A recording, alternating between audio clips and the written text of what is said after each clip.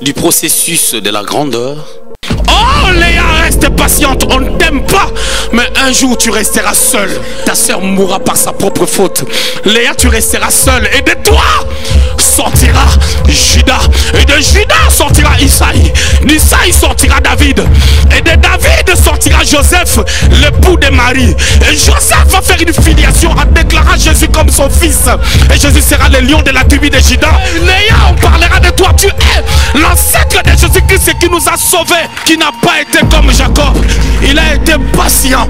Quand Dieu l'a envoyé sur la terre, il a donné le bâton de commandement à Jean-Baptiste. Il pouvait dire: Père, pourquoi Jean-Baptiste?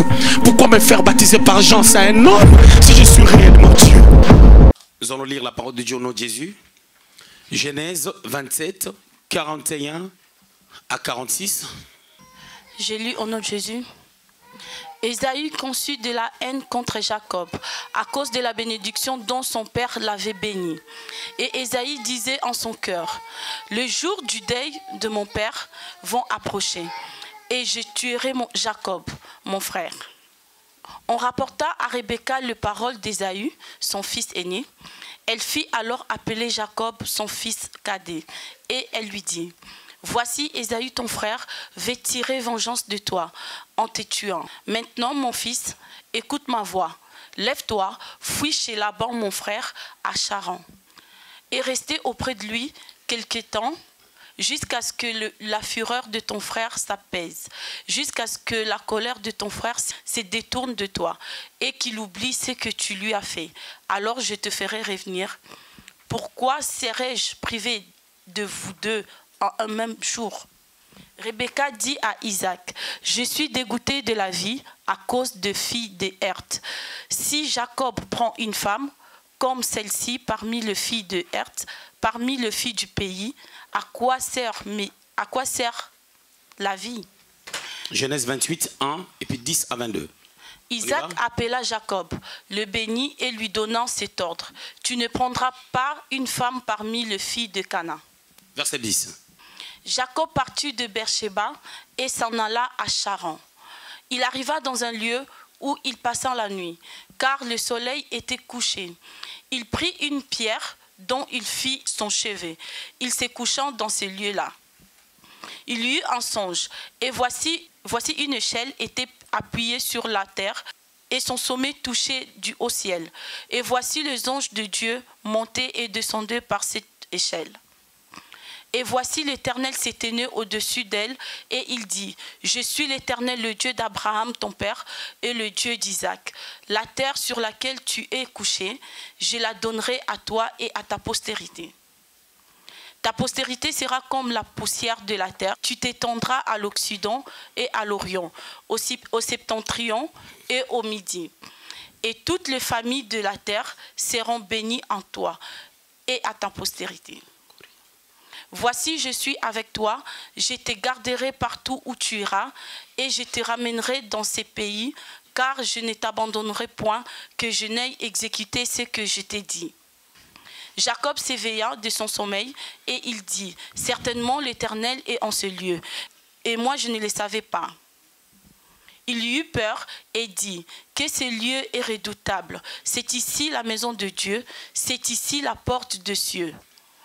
Et Jacob s'élevant de bon matin, il prit la pierre dont il avait fait son cheveu, il la dressa pour monument, et il versa de l'huile sur son sommet. Il donna à ce lieu le nom de Bethel, mais la ville s'appelait auparavant Luz.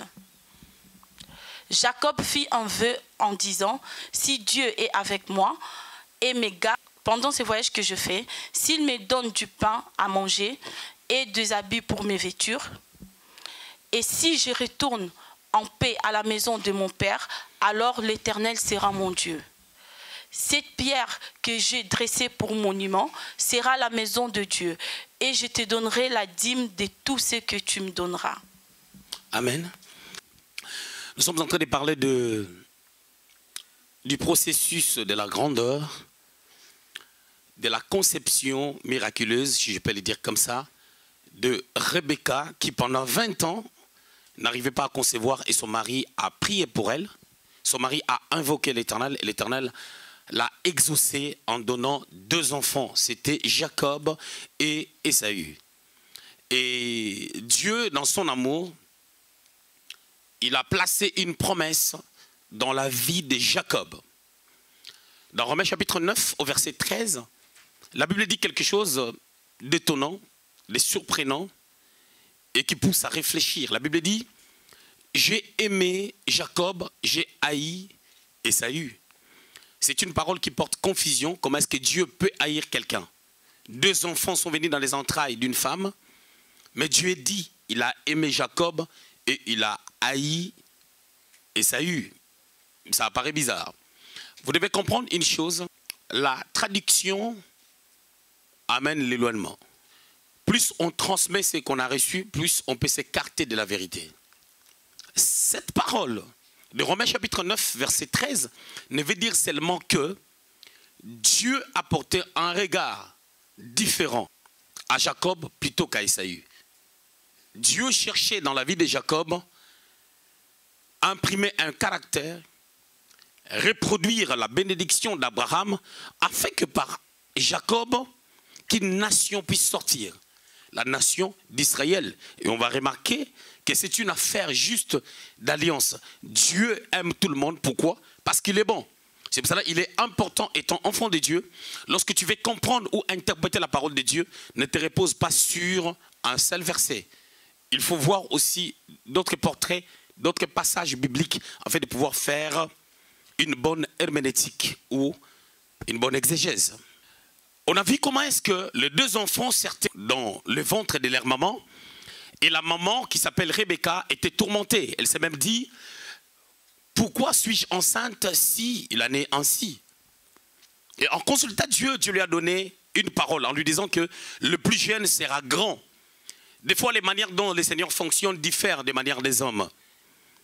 Quelqu'un peut venir au monde en premier, la personne a une position de premier-né, mais par les choix, Dieu peut choisir les seconds, ou Dieu peut choisir même qui il veut.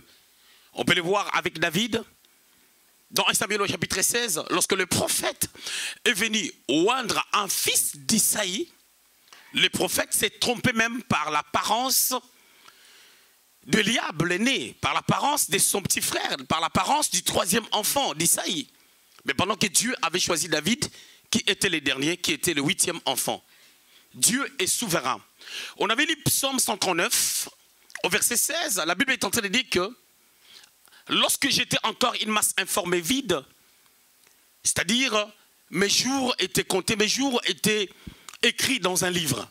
Ce qui veut dire qu'il y a un livre des souvenirs de Dieu, où pas mal de choses sont écrites. Et la Bible parlant dans le livre des psaumes nous montre que ce que nous vivons sur la terre ont été déjà mentionnés, ont été déjà conçus quelque part dans les seins de Dieu.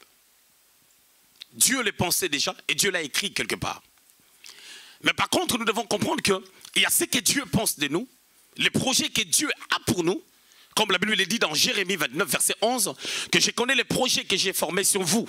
Ce sont des projets de bonheur et non des malheurs. C'est-à-dire lorsque nous pouvons savoir que Dieu a de bons projets pour nous, cela nous permet de pouvoir s'adapter à ces rythmes et savoir ce que Dieu veut pour nous. Malheureusement, l'homme, par sa conduite, influence ou change même les trajectoires de sa vie. Et vous allez remarquer que certaines choses que Dieu dit n'arrivent pas à s'accomplir dans le temps, juste parce que les gens prennent une autre tournure, un autre chemin qui ne cadre pas le plan ainsi que la volonté de Dieu. Il s'agit de Jacob qui doit connaître un processus afin d'atteindre la grandeur. On avait défini le processus comme étant les étapes, les grandes étapes que l'homme peut parcourir, sachant que chaque étape ne se ressemble pas, pour atteindre la grandeur et une certaine position, pour devenir enfin une source de bénédiction. Mais regardons, Jacob a mal pris la bénédiction. Au chapitre 27, on nous raconte que Isaac était vieux. Étant devenu vieux, il a voulu bénir son enfant. Selon Isaac, il pensait bénir son premier fils, afin que son fils puisse hériter.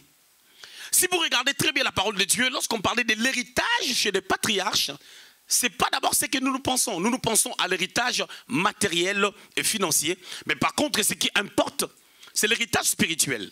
Remarquons dans Genèse au chapitre 21, Dieu permet qu'Abraham puisse renvoyer son fils Ismaël, qu'il avait eu avec Agar.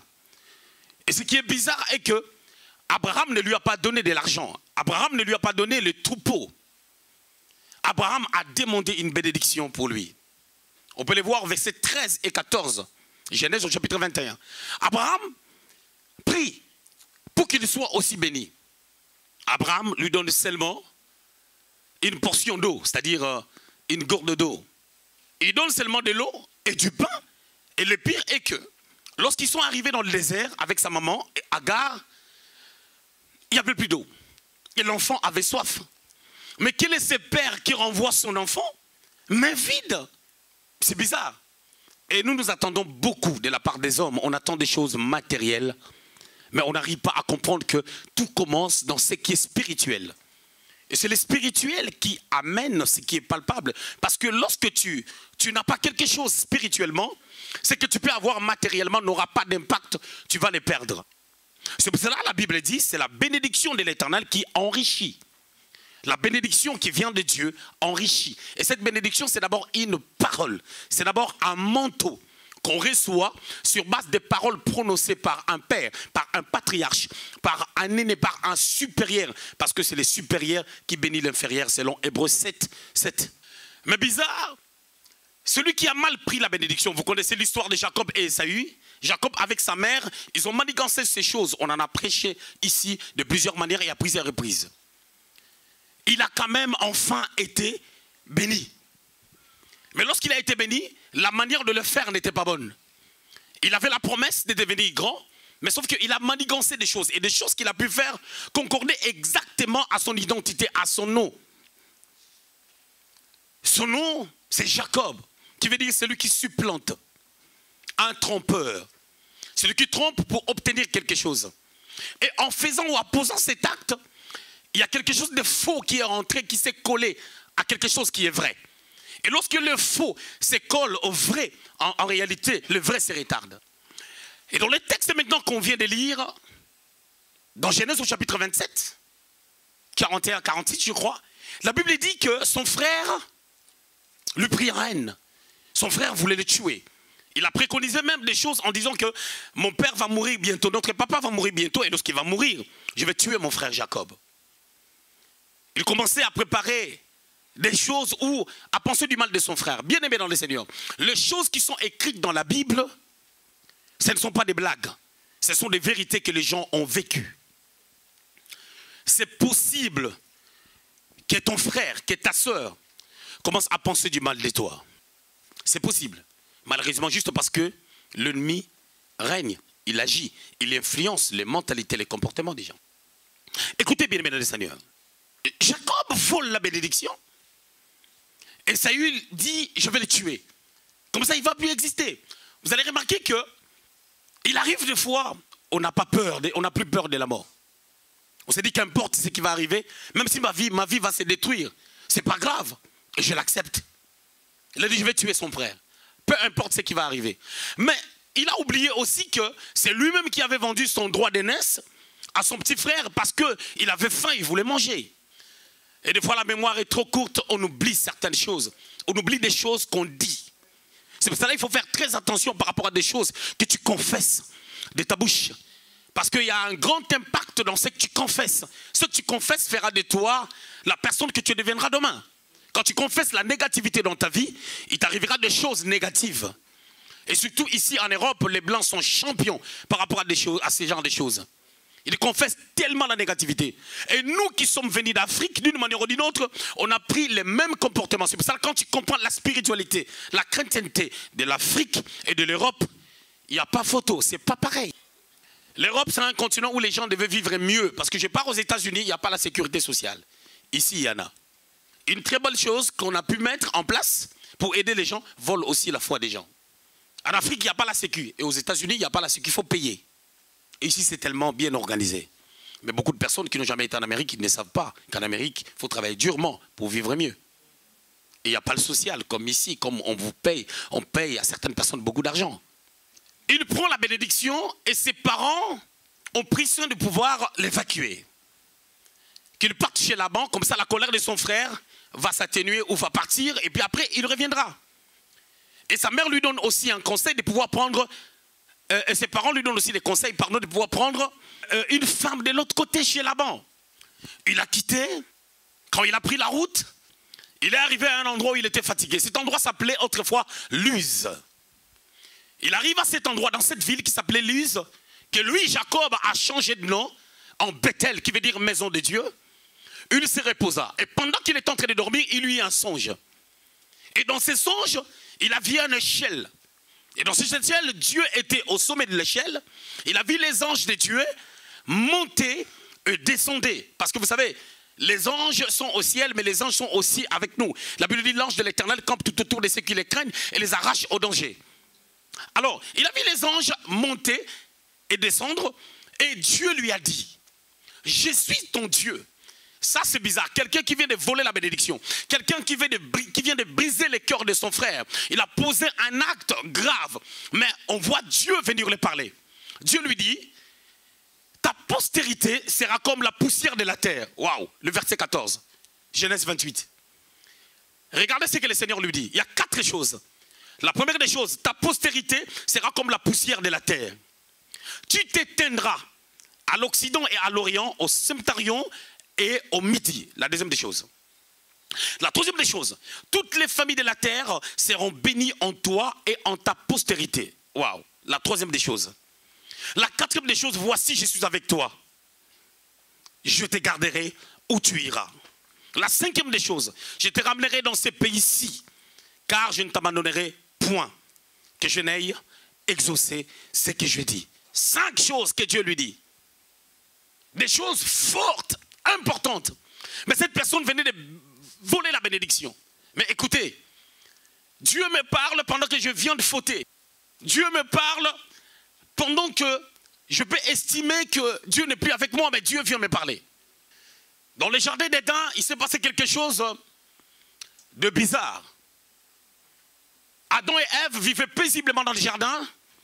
Lorsqu'ils ont collaboré avec les diables, lorsqu'ils ont péché parce qu'ils ont voulu écouter les diables plutôt que écouter ce que Dieu les a dit, qu'il y avait un arbre qu'il ne fallait pas toucher. Vous savez qu'est-ce qui s'est passé? Ils ont péché, ils étaient séparés de Dieu parce que le péché coupe la communion entre l'homme et Dieu. Mais Dieu continue à les parler et il continue à entendre la voix de Dieu. Parce que lorsque Dieu est venu dans les jardins, il a cherché l'homme, il a posé la question, il a dit, Adam, où es-tu? Adam pouvait entendre la voix de Dieu et communiquer avec Dieu. Ce qui veut dire que la faute que quelqu'un peut commettre ne lui empêche pas de pouvoir entendre la voix de Dieu. Et ici, nous voyons Jacob, Dieu l'a parlé, pour Jacob, tout allait bien. Or, dans le processus de la grandeur, pour que Jacob devienne une source de bénédiction et que les familles de la terre soient bénies en lui, il faut que son caractère soit travaillé. Dans ce processus, Dieu veut que Jacob puisse atteindre une certaine dimension, une certaine conception des choses, une maturité, pour qu'il soit réellement une source de bénédiction. Quand on dit que tu dois devenir une source de bénédiction, cela ne veut pas dire que tu vas sortir dans la rue, tu commences à donner de l'argent aux gens. Cela veut dire que lorsque les gens te regarderont, ils verront Dieu au travers de toi. Les gens te voient, les gens voient Dieu au travers de ta personne, par rapport à ta qualité de vie, par rapport à ce que Dieu a pu faire dans ta vie. C'est que Dieu cherche dans nos vies, que nous soyons des repères, que nous soyons des références. Maintenant, Dieu lui dit ces choses. Mais ça peut paraître contradictoire si on pense aux 20 années qu'il a pu perdre chez Laban. C'est comme si Dieu l'avait menti. Mais Dieu ne l'avait pas menti. Pourquoi? Quand Dieu dit à quelqu'un, verset 15, voici je suis avec toi, je te garderai partout où tu iras. Quand Dieu te dit je te garderai partout où tu iras, c'est qu'il y aura des choses qui vont t'amener à être frustré. Il y aura des choses qui t'amèneront à avoir peur. Mais Dieu dit, quand tu voudras avoir peur, moi je serai avec toi. Ici, Dieu est en train de tenir sa parole par rapport à l'alliance. Le vol de la bénédiction n'a pas enlevé la promesse sur Jacob. Parce que la promesse a été conçue, a été établie dans la vie de Jacob depuis l'éternité passée. Lorsqu'il était encore une masse informe et vide, ses jours, ce qu'il deviendra, était déjà écrit dans un livre. Selon Psaume 139, verset 16. Si on peut parler de Jérémie 1,5, on dira avant que tu sois formé dans les sein maternels, je te connaissais. Dieu connaissait Jacob. Mais les problèmes maintenant, c'est les problèmes de parcours. C'est comme la plupart des personnes ici présentes. Vous avez des promesses de Dieu. Dieu vous a dit des choses. Et ces choses que Dieu vous a dites, c'est vrai. Ces choses sont véridiques. Mais par contre, pour que ces choses puissent atteindre leur accomplissement, il y a un caractère abattu. Il y a un processus pour que tu atteignes la grandeur comme il faut, comme Dieu l'a prévu. Et ça ne dépend pas de Dieu, mais ça dépend de ta conception, de la manière dont toi tu prends des choses, de la course de ta vie, la manière dont toi-même tu te présentes au devant de Dieu. Et là, selon la manière aussi que tu poses des actes sur la terre. Vous savez, il y a une chose importante que nous devons comprendre dans le processus, c'est la croissance que nous devons savoir. C'est l'une des choses la plus importantes dans le processus de la grandeur. Luc chapitre 2, verset 52, la Bible parle de Jésus en disant « L'enfant Jésus grandissait en stature, il croissait en stature. Et Jésus croissait en sagesse, en stature et en grâce devant Dieu et devant les hommes. » C'est que nous sommes devant Dieu, c'est Dieu qui les voit. Mais les hommes aussi nous entourent, ils voient aussi des choses en nous. Comment nous évoluons, comment nous grandissons et quels sont les signes qui nous démarquent des autres. Ça marque notre différence avec les autres. Et Jésus est né, vous pouvez le remarquer. Je l'avais dit la fois passée, dans Matthieu au chapitre 2, au verset 13. Jésus, on a fui avec lui. Dieu a dit qu'il faut fuir avec lui. Parce qu'il était un enfant. Mais il était toujours le Shiloh, le Messie, celui qui devait venir, celui qui vint. Mais il a fui en Égypte. Mais c'est même Jésus, lorsqu'il a dit dans Luc au chapitre 4, 18 à 19, que l'Esprit du Seigneur est sur moi, il m'a oint pour annoncer la bonne nouvelle aux pauvres, on a voulu l'attraper, on a voulu le lapider. La Bible dit, il est passé au milieu d'eux. Personne ne pouvait le toucher. Parce que son heure n'était pas encore arrivée. Bien aimé, il y a un temps pour tout. Il y a un temps où on a fui avec lui. Il y a un temps où il pouvait laisser les gens stupéfaits, il traverse au milieu d'eux. Et il y a un temps où on l'a arrêté. On l'a arrêté, on l'a tabassé, on l'a mis à la croix. Il est mort. Or, dans les plans du diable, Dieu a établi son plan. Dieu dit à Jacob, je serai avec toi. Beaucoup de personnes, beaucoup de rebelles d'églises, les gens qui quittent les églises, pour aller faire d'autres églises sans pour autant qu'ils reçoivent les mandats. Des fois, les seigneurs les parlent. Ils ont aussi des révélations. Est-ce que c'est Dieu qui les parle? Est-ce que c'est Dieu qui avait parlé à Jacob? Est-ce que ce n'était pas la manifestation du don qui est en lui? Parce que quand tu as les dons, tu vas voir. La communion est coupée, mais les dons peuvent voir des choses que Dieu pense de toi. Est-ce que c'est Dieu qui lui avait parlé réellement? Première hypothèse, c'est Dieu. Dieu l'a parlé parce que Dieu savait qu'il passera des temps durs chez Laban dans la formation. Et il doit se souvenir de ce que Dieu lui a dit. Il doit penser que ce que Dieu a pensé de lui n'est pas fini. Dieu va accomplir des choses qu'il a préparées pour lui. Lorsqu'on a les dons, lorsqu'on a la capacité de voir, on peut voir. Mais la problématique, ce n'est pas de voir. Parce qu'il y a des gens qui ne voient rien, qui se basent seulement de ce qu'ils ont déjà entendu ou de ce qui est écrit. Il peut arriver que tu ne vois rien, tu n'as rien entendu. Dieu ne t'a pas parlé, mais il est écrit aussi. Jésus se retrouve dans Luc au chapitre 4, 1 à 12. Il se retrouve en face du diable dans une situation de faiblesse. Où il a besoin de manger, il a faim. Parce qu'il a jeûné pendant 40 jours et 40 nuits. Écoutez, à cette dimension, le diable est venu lui parler, mais il est plus facile pour quelqu'un comme toi et moi de pouvoir entendre que Dieu puisse me parler afin de pouvoir avancer ou faire quoi que ce soit. Est-ce que je dois écouter cette voix qui me parle? Mais cette voix, c'est la voix du diable. Jésus n'a pas entendu que Dieu puisse le parler, il a agi selon ce qui est écrit déjà dans la loi de Dieu. Mais Jésus savait aussi que je me réfère aujourd'hui à la loi, mais je sais que la loi est en train de tomber. Mais la loi est un pédagogue pour m'amener à l'évangile que je vais laisser aux apôtres. Mais parce que même le diable, il agit selon la loi et que nous sommes au temps de la loi, je vais les remettre à la loi qui est écrite que l'homme ne vivra pas du pain seulement, mais de toute parole qui sort de la bouche de Dieu. Il n'a pas entendu la prophétie de Dieu. C'est pour ça que tu vois des chrétiens jusqu'en ce jour, ils se posent encore des questions. Est-ce que c'est mon église? Est-ce que ma mère m'aime? Est-ce que mon frère m'aime? Est-ce que ceci? Ils attendent que Dieu puisse leur parler. Non, Dieu ne peut pas venir leur parler. C'est tout à fait naturel. Les gens se posent même la question à Dieu, est-ce que je dois pardonner? Seigneur, dis-moi si je dois pardonner ses frères par rapport à ce qu'il m'a fait. Dis-moi si je dois pardonner cette soeur par rapport à ce qu'elle m'a fait. Non, tu n'as pas besoin de demander à Dieu. Pourquoi? Parce que en face de toi, tu as la parole de Dieu. Imaginez-vous, David a eu l'opportunité. 1 Samuel chapitre 24, 1 Samuel chapitre 26. Il a eu l'opportunité de tuer Saül. Il n'avait pas besoin d'attendre la révélation de Dieu. Il n'a pas téléphoné à Samuel pour lui dire, Père. D'ailleurs, Samuel venait de mourir. Il n'est pas parti chercher le prophète Nathan pour lui dire, prophète Nathan, écoute, j'ai en face de moi Saül, j'ai l'opportunité de le tuer parce que Dieu l'a mené à un profond sommeil. David pouvait dire aussi, c'est une opportunité. Du fait que je suis venu, j'ai pris même son épée. Il n'a pas bougé, c'est que c'est Dieu qui l'a endormi afin que je le tue. Mais il doit savoir aussi que dans sa loi, il était écrit que tu ne tueras point. Et nous, quel est notre portrait? Pour David, c'était tu ne tueras point. Mais pour nous, c'est quoi? Je n'ai même pas besoin de me recourir à la loi qui dit tu ne tueras point. J'ai seulement besoin de penser à ce que Jésus a fait à la croix. Il a laissé le temps à Dieu. Vous savez, c'était le même jour-là. Ce jour-là, on a arrêté les seigneurs. Ce jour-là, on a tabassé les seigneurs. Les seigneurs savaient ce qui va se passer dans quelques heures. Il est resté tellement calme et laissé la justice de Dieu se manifester. Il était mort, on l'a enterré. On a mis des gardiens en disant... Il faut qu'on puisse garder la tombe pour ne pas que cette imposture soit pire que celle d'avant. Mais il n'a pas parlé. Si c'était toi et moi, on allait sortir d'abord la tête du tombeau. Parce qu'au tombeau, il n'était pas mort. On allait dire, écoutez, vous vous trompez. Vous les gardiens, je vais sortir d'ici sans que vous puissiez vous rendre compte. Il n'a rien dit. Il a attendu le temps de la justification. Le temps où Dieu va justifier toutes choses. Bien aimé, c'est triste des fois de voir Jésus sur la route d'Emmaüs. On est tenté de lui parler de lui-même. Les disciples désespérés. Ne nous voilons pas la face.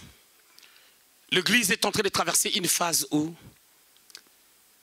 à la une, ce sont des églises, le pasteur, les jeunes serviteurs de Dieu, qui sortent je ne sais d'où, l'onction, la prophétie et tout ce qui vient avec. Mais après quelques temps, nous voyons des choses palpables, des dégâts, des dérèglements. Pourquoi? Est-ce que ces gens n'ont pas l'appel de Dieu? Oui, bien sûr, ils ont l'appel de Dieu, mais ils ont volé la bénédiction de leurs frères. Ils ont volé la bénédiction d'Ésaü. Mais la bénédiction n'est pas d'Ésaü, la bénédiction c'est à eux. Mais ils l'ont mal pris, je vous l'ai dit. J'ai l'appel, mais comment j'entre dans mon appel? Je suis une femme, je dois me marier. Mais comment j'entre dans le mariage? Quels sont mes objectifs? Qu'est-ce qui passe en premier dans ma vie? Pourquoi je vais au mariage?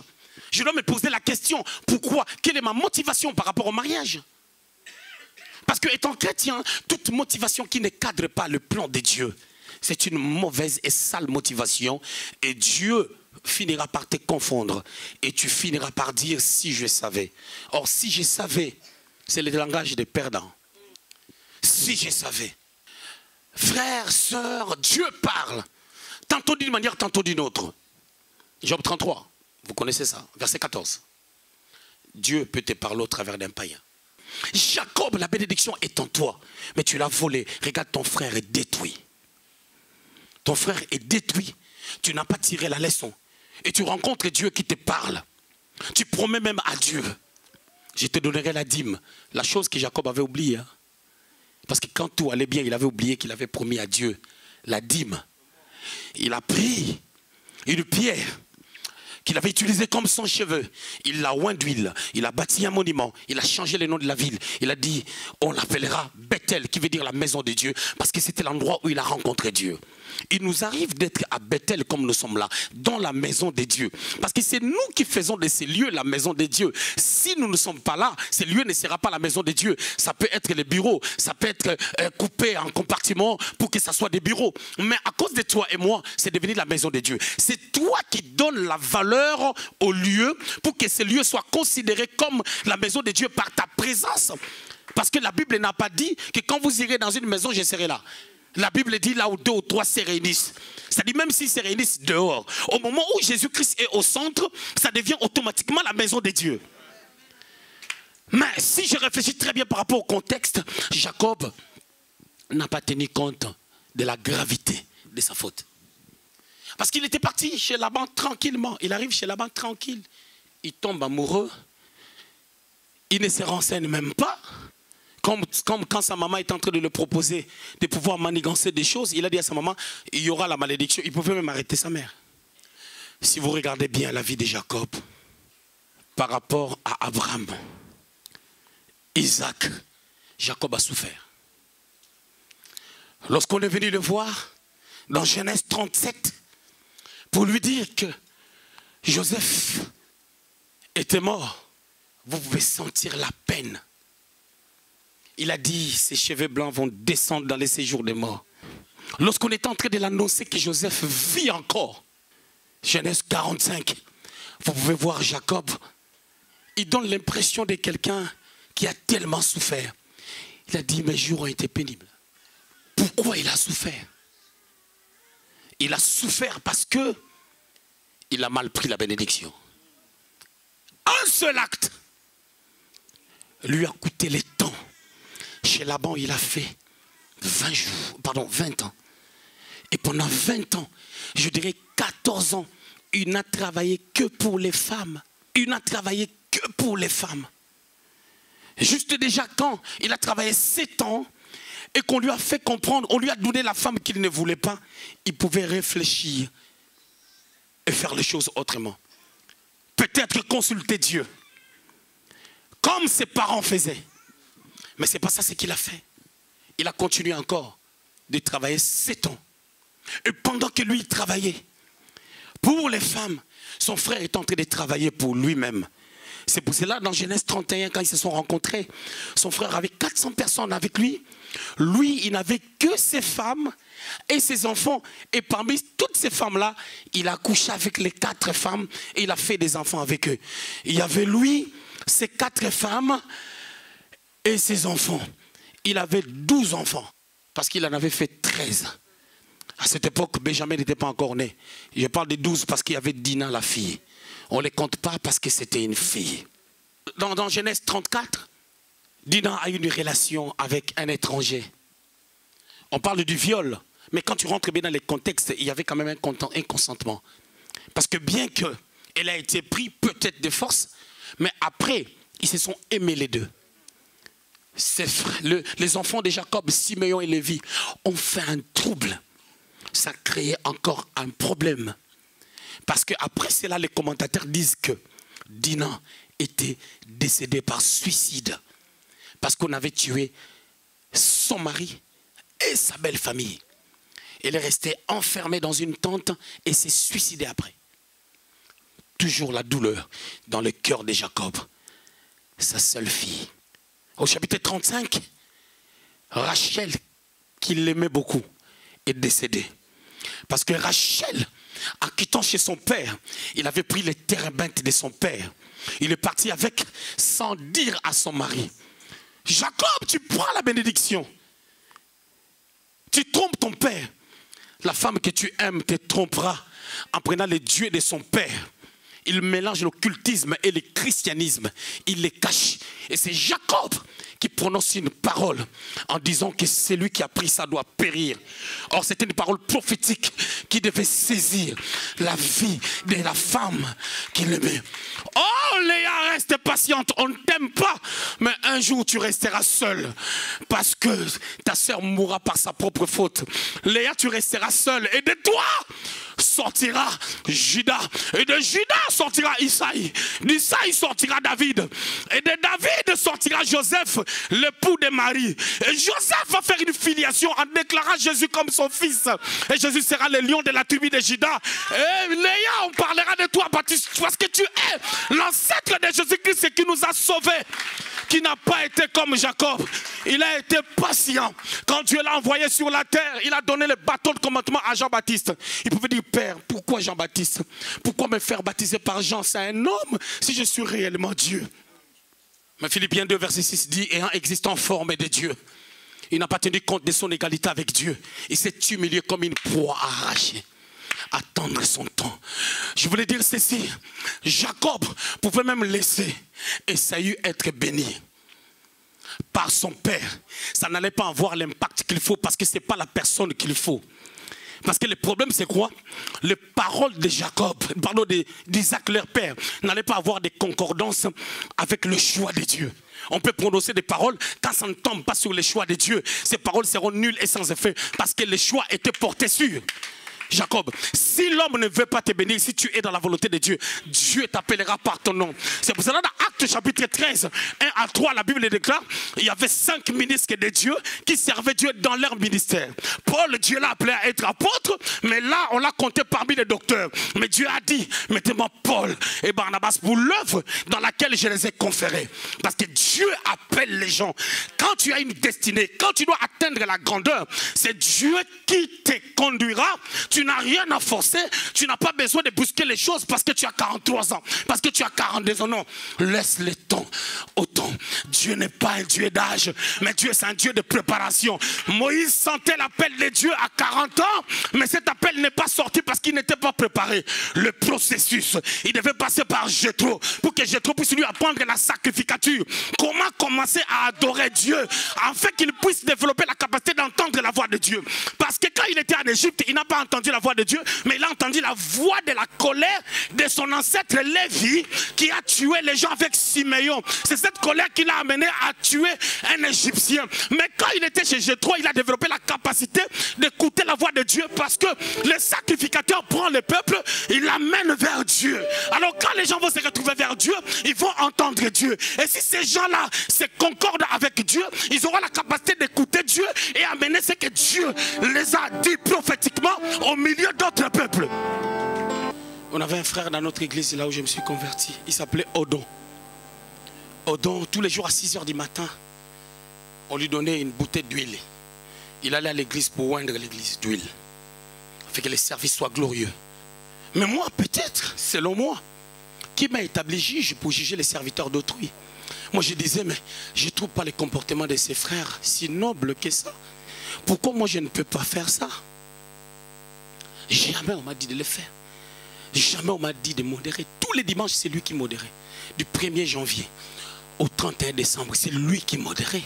Et si le pasteur n'est pas là, c'est son interprète qui prêchait, Berger Timothée. Tu n'as même pas besoin de réfléchir sur quoi que ce soit. Tu vas prêcher où? Qui va te laisser prêcher? Berger Timothée est là, il ne parle pas en langue. Mais c'est lui qui nous prêche, il ne parle pas en langue. Lorsque le pasteur n'est pas là, c'est lui qui prêche. Lorsque le pasteur était parti, c'est Berger Timothée qui prêchait, il ne parlait pas en langue. Et quand il prie pour toi, il prie pour toi pendant 10 minutes, toi seul. Et toute sa salive, c'est sur ton visage parce qu'il cherche à parler en langue. Quand il va bloquer, bo. Mais c'est lui le berger. Hiérarchiquement, c'est lui le berger. C'est lui que Dieu a appelé. Mais Dieu, quand il me regardait, il disait, exaucé, reste calme, parce que Méas arrive. Méas est en chemin. Tu auras des prédications et des prédications. Des enseignements et des enseignements. Tu prendras des avions et des avions. Il y aura des invitations où tu refuseras. C'est impressionnant de voir Jésus-Christ. Il savait qui il était.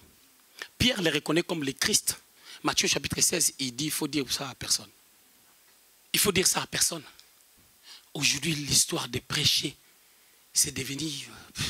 tout le monde veut prêcher. Tout le monde veut prêcher. Tout le monde veut entrer dans le ministère. Bien-aimé, tu peux entrer dans le ministère.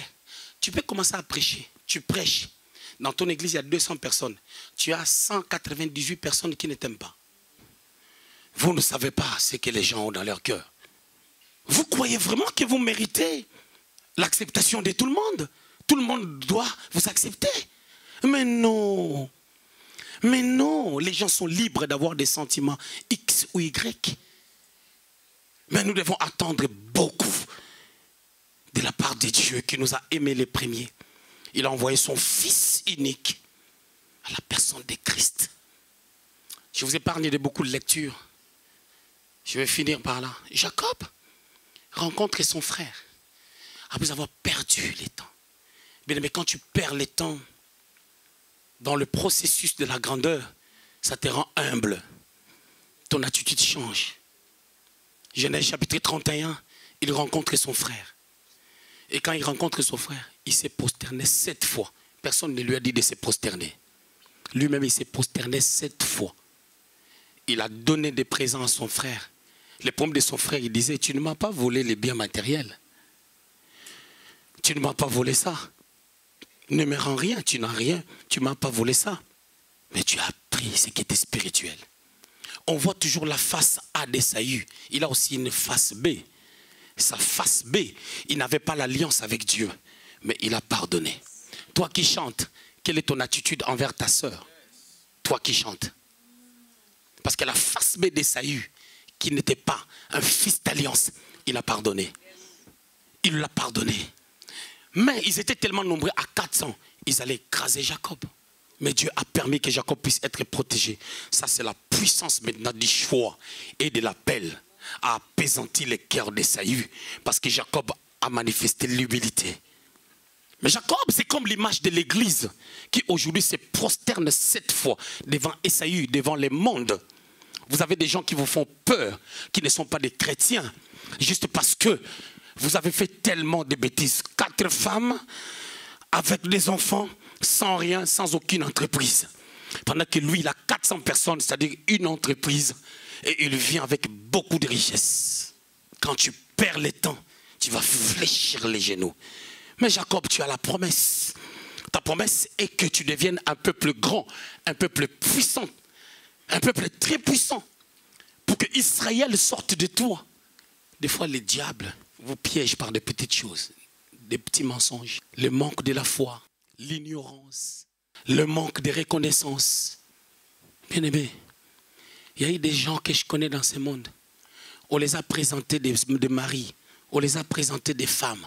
Ils ont pris ces gens-là, ils les ont mis de côté. Ils ont commencé même à faire un travail à l'homme contre ces gens, ou à la femme contre ces gens. Oui, Dieu est bon, mais le monde est compliqué. Mais tout ce que nous vivons dans notre parcours, dans le processus de la grandeur, nous amène à grandir, à avoir la maturité et à tirer des leçons comme Jésus. À chaque étape de la vie, c'était une histoire qui est en train de s'écrire pour notre édification. 1 Corinthiens chapitre 10, je crois 1 à 2 par là. La Bible dit, ces choses leur sont arrivées pour nous servir d'exemple. Il y a des choses que les gens vivent, c'est un exemple pour nous. La vie de Christ, le pardon qu'il nous a accordé, son attitude, c'est un exemple pour nous. Afin que nous ne soyons pas des seconds Jacob de cette génération qui perdent le temps pour tout et rien. Ton pasteur te dit quelque chose, écoute ce qu'il te dit. Si tu fais à ta manière, tu échoueras lamentablement. Et quand tu échoueras, tu manqueras à la personne qui va te relever parce que tu vas d'abord passer 20 ans chez Laban. Et puis après, quand tu vas te souvenir du Dieu d'Abraham, c'est là où les choses vont changer. Dieu est bon. Il connaît de merveilleux projets qu'il a formés sur nous. Regardez une personne comme Paul, qui avait une écharde. Il a prié à 3 reprises. Dieu lui a dit, ma grâce te suffit. Waouh! Il a accepté. En d'autres termes, cela veut dire quoi? La position que tu as maintenant. Je ne sais pas qui tu es à l'église. Je ne sais pas la position que tu as à l'église. C'est la position que Dieu veut pour toi. Même si tu crois que les gens ne comprennent pas la position que tu dois avoir. Mais c'est ça, la position que tu dois avoir. Ce que tu manques, c'est ce que tu devais réellement manquer. Selon la manière dont toi-même tu comprends des choses. Dans le processus de la grandeur qui doit venir dans ta vie.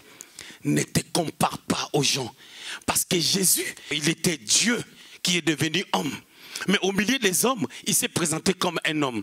Même quand les gens disaient qu'il blasphème, pendant que les gens disent qu'il était le fils de Dieu, il ne s'est pas justifié. Il a accepté la position que Dieu lui a donnée. Jacob, tu apprends auprès de ta maman qu'on veut bénir ton frère. Va intercéder. Bien-aimé dans le Seigneur, on a passé des temps où on appelle même les gens pour prier par rapport à un cas. Toi, on ne t'appelle pas. Toi, tu n'es qu'un simple chantre. Qui va t'appeler pour que les gens prient pour un cas, pour que ces cas-là, les gens se mettent comme ça, ils prient. Toi, on ne t'appelle pas. Mais parmi ces gens, il y a un qui a volé la chemise du pasteur, j'ai vu. Il y a l'autre qui a volé des bijoux du pasteur que j'ai vu. Est-ce que je dois aller dire au pasteur? on ne m'a pas embauché pour ça. Que non, lui ne lui met pas là parce que c'est un voleur. Non. Si je dois dire au pasteur ce qu'il a fait, que j'ai vu, ça n'a rien à voir avec la responsabilité qu'on lui donne. Mais Dieu savait. Quand il me regardait, il disait, oh petit, tu vas te fatiguer de prédications. Tu auras l'église à Paris, tu en auras au Luxembourg. Tu voudras prêcher, tu auras tellement de portes pour aller prêcher. À Londres, on t'attend aux États-Unis. En juin, je dois être en Amérique. Je dois aller en Angola. En juin, je serai au Congo au même moment. Là, je dois partir à Paris pour prêcher la parole de Dieu. Sans compter les gens qui m'invitent en Hollande. Sans compter les gens qui veulent le mois au Canada. Mais sans compter à Brazzaville où on m'appelle pour que j'aille à Brazzaville en fait de faire une conférence là-bas. Dieu savait. Il disait, petit, chante. Maximise tellement de l'énergie parce que tu auras beaucoup de prédications à donner. Que Dieu vous bénisse. Alléluia.